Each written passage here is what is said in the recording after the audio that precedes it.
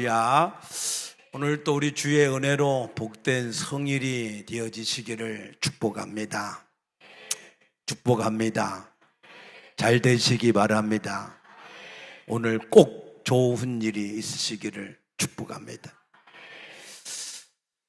우리가 고대 문명으로 알려져 있는 이 고대 문명을 서양에서는 4대 요람이다 라고 불렸고, 우리 동양에서는 청나라 때에 랑치 차오라고 하는 사람이 4대 문명이다 이렇게 불렀고, 이것을 일본의 고고학자인 에가미 나오스가 그 이론을 받아들여서 수용하고 발전시켜서, 그래서 우리나라에는 4대 문명 이렇게 알려지고 있습니다. 이 4대 문명을 시간대별로 이렇게 분류를 해보면, 첫 번째 문명이 BC 4500년에 있었던 메소포타미아 문명입니다. 메소포타미아 문명은 이게 유프라테스 강과 티그리스 강을 중심으로 해서 발전을 했는데, 사도행전 7장 2절에 보면 스데반이라고 하는 집사가 아브라함이 이 메소포타미아에 있을 때에 하나님이 그를 부르셨다 이렇게 증거를 합니다. 그래서 믿음의 조상이었던 아브라함이 바로 이 메소포타미아 출신의 사람이다 라고 하는 것이고, 두 번째는 BC 3300년에 일어났던 인더스 강을 중심으로 일어난 인더스 문명이 있습니다.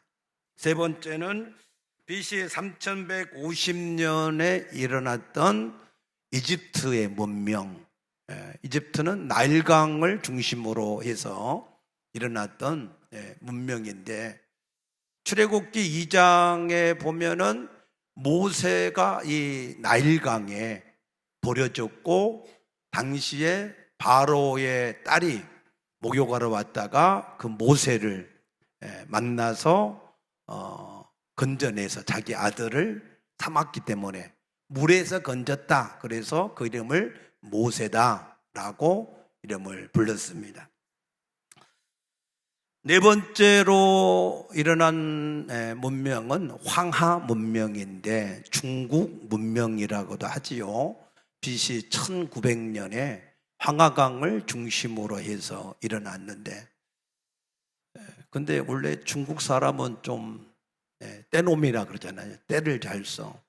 그래가지고 자기들의 문명이 가장 오래된 문명이다 이렇게 주장하고 있는데, 역사적으로는 BC 1900년에 일어났던 문명입니다.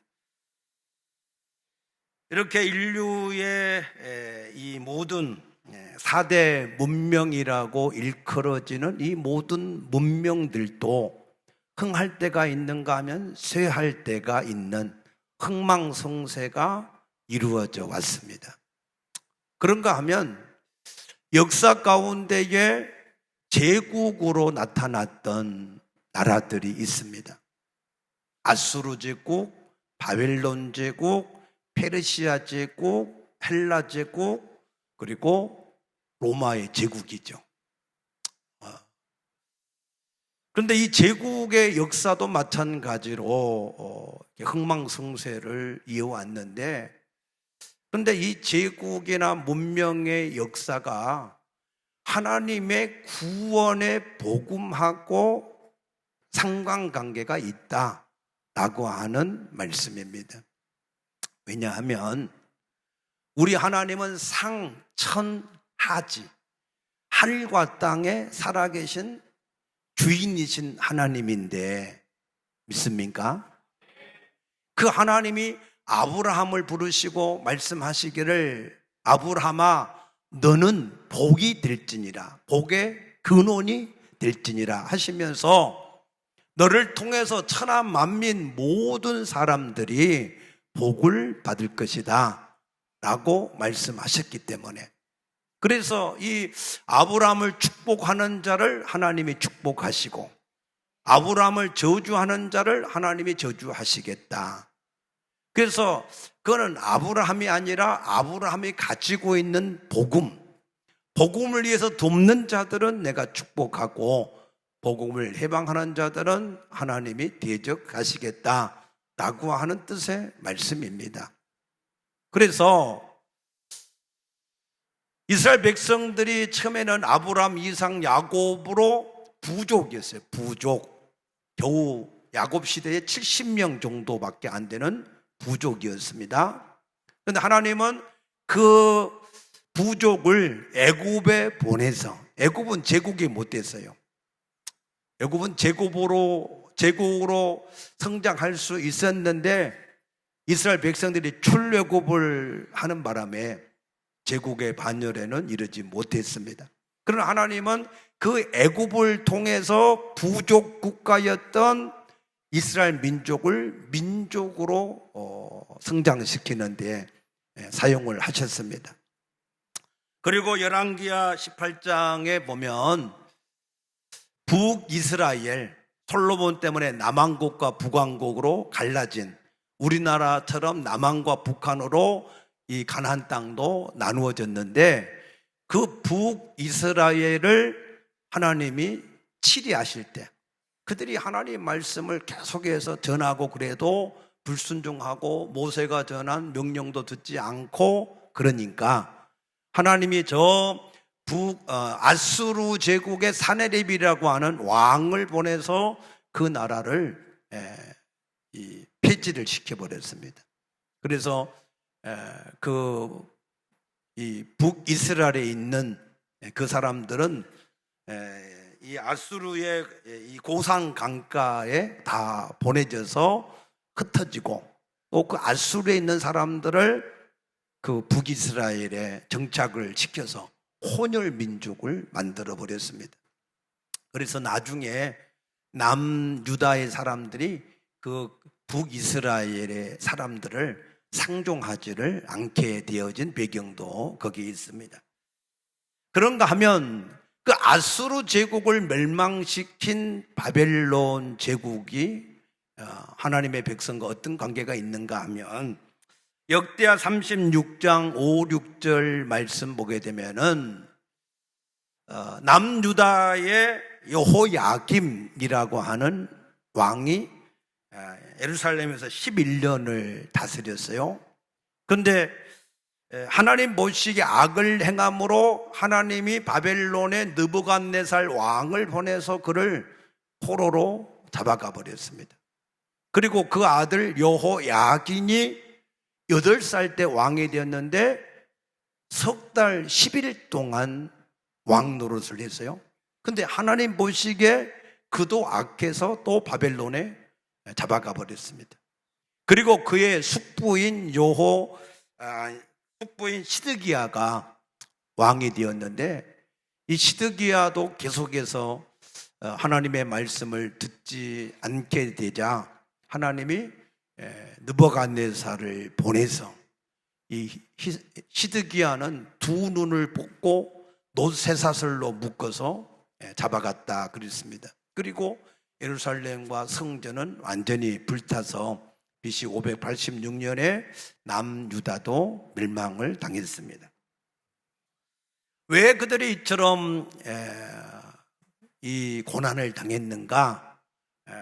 에레미야 25장 3절에 보면 유다 왕이었던 아몬의 아들 요시야라고 하는 왕이 16년째 다스릴 때 그때부터 23년 동안 하나님이 에레미야를 통해서 계속해서 그들에게 말씀을 전하고 전했는데 안 받아들인 거예요. 그래서 하나님이 할 수 없이 그 나라를 멸망을 시켰다는 겁니다. 세계의 모든 역사는 하나님과 관계가 있습니다. 하나님이 그들에게 하신 말씀을 듣고 순종하는 자는 복되고 그 하나님의 말씀을 대적하는 자는 그 모든 나라가 쇠퇴했던 것을 믿으시기 바랍니다. 그러나 하나님은 다윗의 등불을 끄지 않으신다. 그 씨를 세워서 이 땅에 메시아가 오게 하시겠다 하신 약속을 이루기 위해서 예레미야 25장 11절에 보면은 하나님이 이스라엘 백성들을 바벨론에 70년 동안 보냈다가 다시 돌아오게 하신다라고 약속하셨습니다. 어떻게 돌아오느냐? 예레미야 29장 10절에서 14절 말씀 보면 하나님이 너희를 향한 생각은 재앙이 아니라 평안이요 장래에 소망을 주기 원한 하나님이기 때문에 너희가 그 하나님을 찾고 구하면 하나님이 너희를 만나게 될 것이고 너희를 만나면 너희를 하나님이 다시 예루살렘 땅으로 돌아오게 하시리라 라고 말씀하셨습니다. 그 말씀을 붙잡고 다니엘서 6장 10절에 보면은 다니엘이 하루에 3번씩 예루살렘을 향한 창문을 열어놓고 거기서 하나님께 기도했습니다. 그때 당시에 다리오라고 하는 사람이 메대의 왕이었는데 그런데 이 다니엘을 죽이기 위한 술책으로 한 달 동안 왕 외에 다른 신이나 사람에게 뭔가를 구하면 그 사람을 사자굴 속에 집어 던지자 이렇게 왕의 이 조서를 만들어서 의인을 찍었습니다.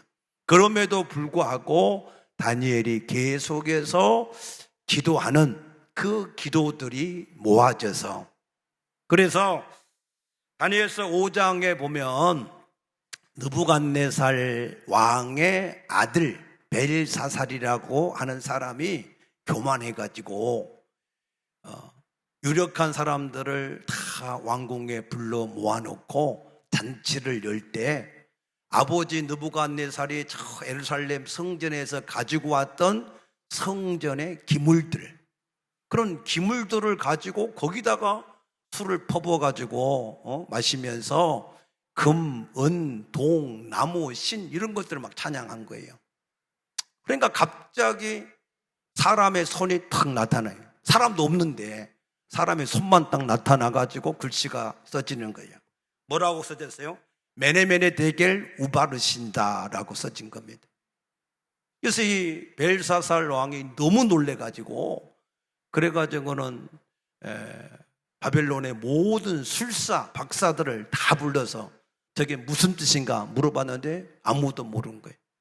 그래서 아버지 때 쓰임받았던 이 다니엘을 불러서 그 글을 해석하게 했는데 그 글을 다니엘이 해석을 해보니까 하나님이 왕을 저울에 달았는데 나라를 맡기기에 근수가 안 나간다. 그래서 왕을 폐하고 그 나라를 메대와 바사의 나라로 넘기겠다라고 하는 뜻이다라고 알려줬습니다. 하나님께서 여러분을 뭘 달아봐요? 근수, 영적인 근수, 믿음의 근수를 달아보세요. 아멘입니까? 생명을 계속 연장을 시켜줄지, 건강을 줄지, 재물을 줄지, 명예를 줄지, 권세를 줄지 근수를 달아보십니다. 믿으시기 바랍니다. 여러분 저울 아시죠? 여기 이렇게 옛날 저울 이렇게 근수가 안 달리면 떨어질 수밖에 없습니다. 여러분의 근수를 늘리시기를 축복합니다. 밥을 많이 먹은다고 근수가 하나님이 원하는 근수가 느는 게 아니에요. 괜히 육체의 근수만 늘 뿐이지 영적인 양식 하나님의 말씀을 많이 드셔야 여러분의 영적인 근수가 나가는 줄로 믿으시기 바랍니다. 그래서 이 날에 그 날에 벨사살 왕은 죽고 메대 사람 다리오가 나라를 얻었는데 사실 메대와 바사의 연합군 총사령관이 누구냐면 고레스였어요. 그래서 고레스가 당연히 왕이 돼야 되는데 왜 고레스가 왕이 안 되고 다리오가 왕이 됐는가? 여러 성경학자들이 해석하기를 원래 세속 역사, 그러니까 성경에 나와 있는 이름하고 세속 역사에서 말하는 이름이 달라요. 그걸 통일시키면 우리가 이해를 좀 하기 쉬울 텐데, 이 세속 역사에서는 다리오를 뭐라고 그랬는가 하면은 메대왕 카학사레스 2세다 그랬어요. 근데 이 사람은 고레스의 외삼촌이었어요. 외삼촌. 그래서 고레스가 그때 당시 다리오가 62세였기 때문에 바벨론에서 페르시아로 가는 과도기니까 이 과도기 동안에 한 2년 동안만 고레스에게 왕위를 양보한 거죠. 그런데 나중에 이제 고레스가 이 다리오 왕의 외동딸하고 이제 결혼을 해서, 그래서 자연스럽게 이 고레스가 페르시아 제국을 이어받는 그런 나라가 임금이 되었습니다. 그래서 에스라서 1장 1, 4절에 보면은 하나님이 에레미야에게 말씀하신 말씀대로 이스라엘 백성들을 바벨론에서 70년 만에 돌아오게 하겠다고 한 그 약속을 이루기 위해서 페르시아의 고레스 왕의 마음을 감동시켜서 여호와 하나님을 섬기는 모든 백성들은 다 일어나서 예루살렘에 올라가서 하나님의 성전을 건축하라, 이렇게 BC 537년에 명령이 떨어져서, 그래서 70년 만에 이스라엘 백성들이 돌아오게 되는 역사가 시작이 되었습니다. 그 페르시아를 무너뜨린 제국이 헬라 제국이죠. 그 헬라 제국을 통해서는 하나님이 뭘 하셨냐면, 그때 당시에 이 이스라엘 백성들은 그 땅에 살지 못하고 디아스포라 여러 제국에 흩어져 있었어요. 근데 당시에 헬라 제국의 알렉산더 대제가 무슨 정책을 썼느냐 하면은 모든 제국의 사람들은 전부가 다 헬라 말을 배워야 된다. 그래서 국어 정책을 폈어요. 국어. 우리나라도 일제 시대 때 우리 조선말을 다 없애고 일본 말로 개명도 하게 하고 이렇게 했던 것처럼 그랬다 그 말이에요. 그러니까 히브리어로 증거가 된 이 성경 말씀이 이제 히브리어를 모르는 다음 세대에는 끊어지게 됐다 그 말이에요. 그래서 하나님이 그 히브리어로 된 성경 말씀을 이 헬라어로 번역을 하게 했는데, 그것을 septuagin트 70인의 성경이다라고 말합니다. 그래서 히브리인들이 다시 히브리어로 기록되어진 그 말씀을 그들이 알고 이어가게 되었습니다. 모든 언어에는 특징이 있습니다. 헬라어는 기록하는 문자로 가장 좋은 언어고, 스피치, 말하는 데에 가장 좋은 언어를 영어라고 그래요. 우리 한글은 의성어가 많이 발달해가지고 소리 같은 걸 잘 내요. 닭이 울 때 어떻게 울어요? 꼭끼요 하고 우는데 영어에서는 꼭끼요를 못해요. 우리 한글에서만 할 수 있는 그런 발음입니다.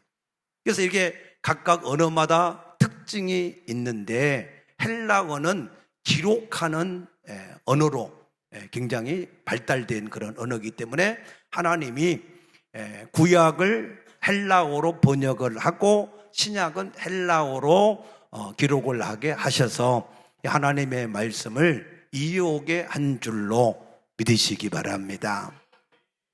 그 다음에 그 헬라 제국을 무너뜨린 나라가 로마 제국인데, 이 로마 제국을 통해서는 하나님이 무슨 일을 하셨는가 하면 세계의 모든 길은 어디로 통해요? 로마로 통한다 그랬어요.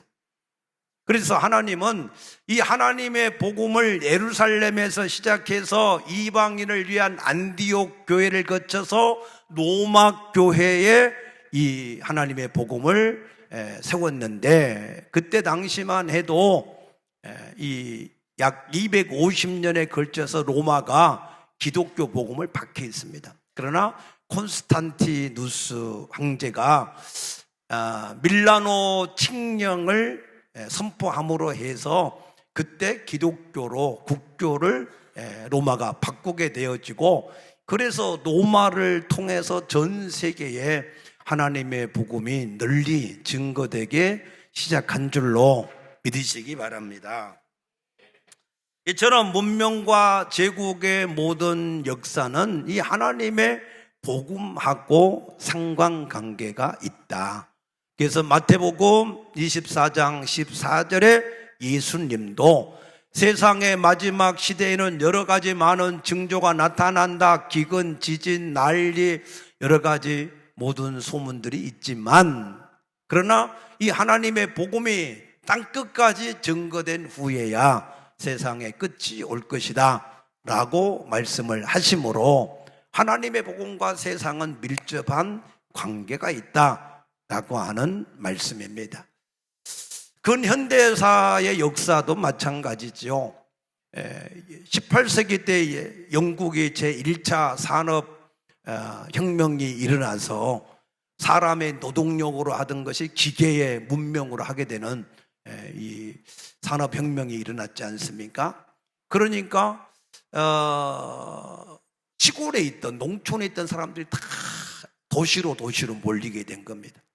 그래서 도시에서 밤낮으로 일을 하고, 그러다 보니까 계속해서 도시의 사람들이 또 술 먹고 또 도박을 하고, 그래서 영국이 산업화가 돼서 굉장히 경제가 성장했지만 도덕적으로 완전히 무너지는 그런 사이였습니다. 그때 하나님은 웨슬레 목사님을 세워서 무혈혁명으로 영국을 새롭게 하셨습니다. 그래서 18세기, 19세기 때 영국에는 네노라고 하는 그런 많은 설교가들이 많이 세워졌습니다. 설교의 황태자라고 할 수 있는 이런 찰스 스펄전 목사님은 3200편의 설교를 내놨고, 조지 휘필드 같은 사람, 또 우리나라 제너럴 샤머너를 타고 왔던 토마스 선교사, 또 우리 성경을 번역했던 로스 선교사, 또 중국 내지 선교의 아버지라 불리는 허슨 텔러, 이런 사람들이 많이 활동을 해서 영국에는 굉장히 교회가 사람들로 북적거리고 부흥이 일어났습니다. 그뿐만 아니라 정치인으로는 윌리엄 윌버포스라고 하는 사람은 노예 제도를 폐지하는데 46년 동안 투쟁을 해서 노예 제도를 폐지했는데, 이 사람은 노예 제도만 폐지한 게 아니라 국회의원의 3분의 2를 다 복음을 전해서 그들을 구원했던 사람입니다. 그 사람은 시력도 약하고 또 대장염도 잘 걸리고 등도 굽어져 가지고 약한 점이 많이 있고 살해의 위험을 2번이나 겪고, 그럼에도 불구하고 노예제도를 폐지를 하는 그러한 쾌거를 올리기도 했습니다. 그래서 이런 때에 영국은 교회의 사람들이 가득하고 세계의 하나님의 선교사들을 가장 많이 파송하고, 그래서 해가 지지 않는 대영 제국의 영광을 얻었는데 20세기에 들어오면서 하나님의 말씀들이 사라졌습니다. 교회에 하나님의 말씀을 제대로 증거하는 그런 사람들이 사라지니까 교회의 청년들이 다 떠나고, 그리고 노령화가 되어지고, 그래서 교회들은 전부 다 팔리고 이슬람 사원으로 바뀌어지는 그런 일들이 진행이 되었습니다. 우리나라도 마찬가지입니다. 60년대에서 80년대까지는요 교회가 엄청나게 많은 부흥이 일어났습니다. 그냥 천막만 세워놔도 교회가 부흥이 저절로 일어나는 그런 시대였습니다. 그와 더불어서 우리나라도 70년대 경제 성장에 막 8%, 9%, 막 10몇 %씩 성장했잖아요. 그런데 우리나라도 지금은 교회 학교가 점점 교회들마다 폐지가 되고 있고, 기도와 전도 소리는 사라지고 있고, 찬양과 예배는 점점 차가워지는, 그래서 교회들이 점점 작은 교회들이 통합을 해서 교회의 숫자가 점점 줄어들고 있는 것이 우리 현실이고, 그리고 경제도 여러분이 다 겪고 있는 것처럼 주저앉고 있는 것이 사실입니다. 이런 모든 문명과 제국과 하나님의 교회의 흥망성쇠의 원인이 뭐냐? 원인. 이것은 한 나라나 시대가 흥망성쇠의 어떤 순리를 따라서 잠시 흥하면 또 쇠하게 되는 이런 순리대로 그냥 자연스러운 현상인 거냐? 아니면 거기에 대한 근본적인 무슨 원인이 있는 것이냐? 우리 개인도 마찬가지예요. 우리 개인의 신앙도 한때는 열심을 가지고 열심히 하나님 앞에 가까이 하고 충성하고 헌신했는데 그것이 어느 사이엔가 식어지고 점점 장작불이 그 불의 기운을 잃어가듯이 시들어가는 그런 신앙이 되고 있는 이런 현상, 이런 현상이 왜 일어나냐 그 말이에요. 여러분들은 이런 현상이 왜 일어난다고 생각하십니까? 저는 오늘 여기에 대한 대답을 오늘 본문에서 이렇게 대답하고 싶습니다. 결론적으로 말씀을 드리면 왜 모든 문명이나 제국이나 교회나 이런 모든 개인의 신앙들이 왜 흥하다가 쇠하게 되느냐? 그 이유는 딱 하나입니다. 하나. 그 이유가 뭘까요? 하나님 말씀의 현재성을 잃어버릴 때, 그때 모든 것은 쇠할 수밖에 없다라고 하는 이 연사의 간절한 증거입니다. 이해되십니까? 그 말씀이 어디에 있냐? 5장 3절에 보면 이 언약은 여호와께서 우리 조상들과 세우신 것이 아니요 오늘 여기 살아있는 우리 곧 우리와 세우신 것이다. 이 언약을 언제 세웠어요? 40년 전에 출애굽을 한 1세대의 이스라엘 백성들과 시내산에서 맺은 언약이에요. 그런데 왜 모세는 이 언약을 너희 조상들과 세운 것이 아니라 오늘 살아있는 여기 있는 우리와 나와 세우신 언약이라 이렇게 말하는가라고 하는 의미입니다. 왜 그렇습니까? 자, 언약을 세우려면은 당사자가 둘이요. 하나님과 백성. 그런데 이 언약의 한 당사자인 하나님은 히브리 13장 8절에 보니까 예수 그리스도는 어제나 오늘이나 영원토록 동일하시다. 그래서 이 하나님의 언약은 변함이 없어요. 모든 시대의 사람들이 이 언약을 믿는 사람들에게 하나님은 그 언약을 그대로 계속해서 성취시키는 것을 믿으시기 바랍니다. 그래서 하나님의 이 언약의 말씀은 그 시대 사람으로 끝나는 것이 아니라 모든 시대 사람들에게 똑같이 적용되기 때문에 오늘 이 언약이 바로 조상이 아닌 나와 지금 살아있는 우리와 세운 언약이다. 믿습니까? 두 번째, 이 하나님의 언약을 예레미야 31장 2절에 보면은 하나님이 그들의 남편이 되었어도, 남편이 되었단 말은 무슨 말이냐? 항상 함께하고 인도하며 힘이 되었어도 그들이 이 언약을 지키지 못했다. 그래서 하나님이 버렸냐? 아니다. 31장 1절에 보면은 새 언약을 맺겠다. 그 새 언약을 어떻게 맺느냐? 31장 3절에 보면은 이 말씀을 너희 속에, 너희 마음에 두어서, 새 영을 너희 속에 두어서 내가 너희 하나님이 되고 너희가 내 백성이 되게 하겠다. 옛날에는 돌판에 새겨서 언약을 맺었는데 새 언약은 이제 돌판에 새기지 않고 너희 마음에 새겨서 새 영, 내 영을 주어서 너희와 언약을 맺겠다라고 말씀하셨어요. 그 언약이 어떻게 성취가 되는지 에스겔서 36장 26절 27절에 보게 되면은 하나님이 새 영을 너희 속에 두고 내 영을 너희 속에 두어서 이루겠다. 그 약속을 요엘서라고 하는 성경 2장 28절에서 30절 말씀 보게 되면 하나님이 내 영을 만민에게 부어주리니 그때 남종과 여종에게 부어주시겠다라고 말씀을 하셨습니다.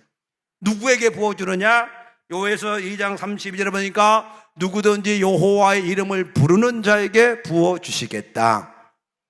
그래서 사도행전 2장에 보면은 베드로 사도가 증거하기를 오순절날 성령을 받은 일은 그냥 우연히 일어난 것이 아니고 요엘 선지자가 말씀하신 예언대로 이루어진 사건이다 라고 증거를 하신 겁니다.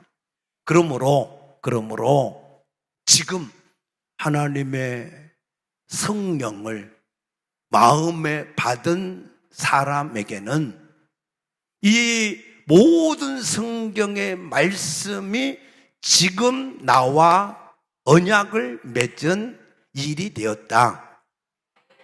믿습니까? 이거는 이스라엘의 역사가 아니고 옛날 이야기가 아니고 살아계신 하나님이 지금 나에게 이 언약을 맺은 일이다 라고 말씀을 하시는 거예요. 그런데 이 언약의 현실성을 잊어버리면 그들의 모든 것은 쇠퇴할 수밖에 없다. 그래서 사도 바울은 고린도전서 10장 6절과 11절에서 이 모든 말씀은 우리에게 거울, 팁토, 거울이다. 그리고 이 말씀은 말세를 만난 우리에게 주시는 교훈이다 라고 말씀을 하셨어요. 그건 이스라엘의 역사, 출애굽의 역사가 아니고 오늘 우리의 역사다 라고 증거하는 말씀입니다. 믿습니까? 처음에 우리나라에 기독교가 전래될 때 사람들이 뭐라고 그랬어요? 서양 귀신이다 그랬어요. 왜? 우리나라는 삼국시대부터 불교가 국교여가지고 조선 500년을 지나면서도 유교가 어떤 국교의 이게 국가의 정책이었지만 그래도 불교가 그 뿌리에 박혀 있습니다. 그래서 석가는 동양 신이고 동양 귀신이고 예수는 서양 귀신이라고 여겼습니다. 처음에 성경을 읽는 사람은 이 성경은 이스라엘의 역사가 아니냐, 유대인의 이야기가 아니냐, 그러니 나하고 아무 상관이 없다, 그렇게 생각하고 읽으신 분들이 있으실 거예요. 그러나 로마서 3장 29절에 보면 하나님은 유대인만의 하나님이 아니라 이방인의 하나님도 되신다. 믿습니까? 저도 이 말씀을 발견하고 너무 감사했어요.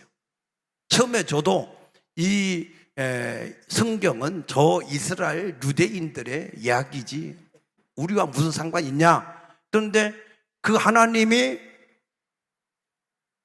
유대인뿐만 아니라 모든 이방인의 하나님이 되시기 위해서 이스라엘 백성들은 그냥 제사장 나라로 삼았을 뿐인데 그것을 우리가 잘못 곡해했던 것을 알게 되었습니다. 왜냐하면 하나님은 아브라함을 부르시고 너를 복의 근원이 되게 하실 것이다 하시면서 너를 통해서 천하 만민 모든 족속이 복을 받게 하실 것이다 라고 약속을 하셨고, 또 누가복음 3장 34절에서 8절 보면 아브라함 이상은 누구 하면서 그 끝이 누구예요? 아담이고 그 끝은 누구예요? 하나님이다. 한 하나님이 모든 인류를 다 지으시고 그 인류에 대한 말씀을 하나님이 주신 것이다. 그래서 예수님은 마태복음 23장 9절에 땅에 있는 아버지를 하지 말라. 너희 아버지는 한 분이시니 하늘에 계신 하나님이시다. 믿습니까? 김이박 씨를 잊어버리세요. 우리는 다 하십니다. 아멘. 그래서 우리가 다 하나님이 우리를 위하여서 주신 말씀이고, 또 어떤 사람들은 2000년 전에 저 예루살렘 갈보리 언덕에서 있었던 예수 십자가의 사건이 오늘 나에게 무슨 상관이 있느냐 그러시는데, 2000년이라고 하는 시간과 공간이 있기 때문에 나하고 아무 상관이 없다, 그렇게 생각하실 분이 계실지 모르는데, 하나님은 전 인류의 시작과 끝 중에서 단 한 번 예수를 세상의 모든 사람을 위해서 대속을 시켜 놓으시고, 그 모든 시대의 사람들에게 각각 적용하는 것을 성령으로 하셨습니다.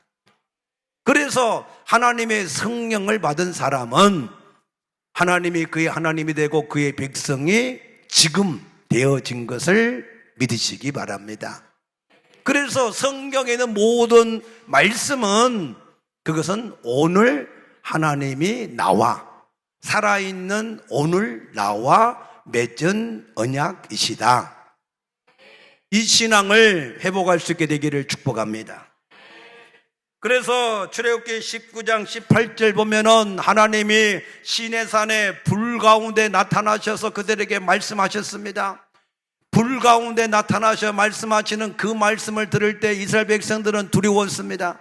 그래서 모세여, 제발 하나님이 우리한테 말씀하지 말게 하시고 모세 당신이 우리한테 말씀을 하십시오. 그러면 우리가 듣고 순종하겠습니다. 그랬어요. 오늘 하나님이 여기 계실까요? 이사야 6장에 보면은 이사야는 하나님의 성전에 들어갈 때 영안이 열려지니까 하나님이, 거룩하신 하나님이 거기 계신 것을 보았습니다. 그리고 그 음성을 들었습니다. 하나님은 지금도 두세 사람이 내 이름으로 모인 곳에 나도 그들 가운데 함께 할 것이고 두 사람이 합심하여 기도하면 무엇이든지 이루어 주시리라. 마태복음 18장 19절 20절에 우리에게 말씀하셨습니다. 하나님은 지금 우리 가운데 계십니다. 하나님은 성경의 모든 말씀을 가지고 우리와 지금 언약을 체결하고 계신 것을 믿으시기 바랍니다.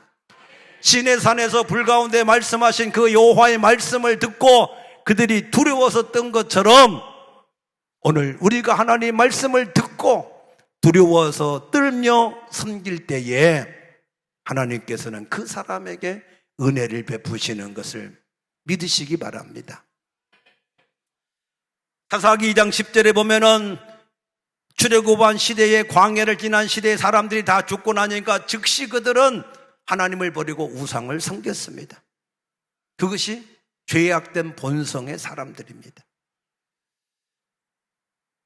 사무엘하 6장 11절에 보면은 다윗이 하나님의 법궤를 메고다가 두려워서 가드 사람 오벳 에돔이라고 하는 사람의 집에 맡겨놨는데 그 사람이 얼마나 두렵고 떨리겠어요.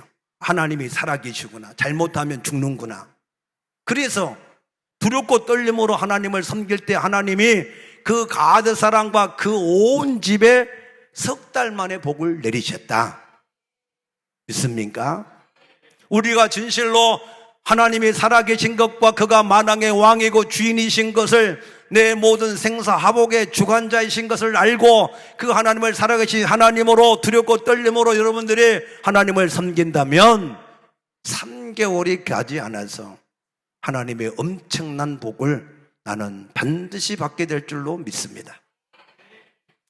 시편 139편의 8절에 보면 하나님은요, 하늘 위에도 계시고 음부에도 계시고 우리 모든 것을 다 보시고 알고 계신다 하셨습니다. 맞습니까? 그러므로 그 하나님이 말씀하시잖아요. 오늘 여기 5장 10절에 보면은 나를 사랑하고 내 계명을 지키는 자에게는 천대까지 은혜를 베푸시니라. 아멘입니까? 12절에 보니까 뭐라고 했어요? 내 하나님 여호와가 내게 명령한 대로 안식일을 지켜 거룩하게 하라 말씀하셨잖아요.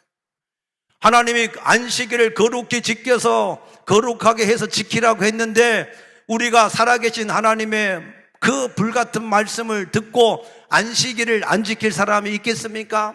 그런데 왜 안식일을 안 지킨 겁니까? 하나님의 현실성을 믿지 않으니까, 하나님이 성경 속에 있는 하나님으로만 아니까 하나님 말씀을 순종하지 않는 겁니다. 그러나 하나님은 어제나 오늘이나 영원토록 살아계신 하나님으로, 믿는 자 속에 함께 하신 하나님으로 우리 가운데 계신 하나님이신 것을 믿으시기 바랍니다. 오늘 하나님께서 주의 종을 통해서 나에게 이 말씀을 권면하셨다 하신 것을 깨닫게 되시기를 축복합니다. 그렇게 믿고 여러분들이 하나님의 계명의 말씀을 순종하면 하나님은 여러분들을 만나실 겁니다. 여러분에게 나타내실 겁니다. 여러분들에게 은혜와 복으로 역사할 줄로 믿습니다. 기도하겠습니다. 아버지여 감사합니다. 하나님은 살아계신 하나님으로 오늘 우리와 함께 하시고 인도하시며 우리의 모든 것을 주관하셔서 역사하시는 하나님이신 걸 믿습니다. 아버지여, 우리 모든 성도들 진실로 살아계신 하나님의 눈과 귀 앞에 살아가는 믿음을 얻게 하여 주시옵소서.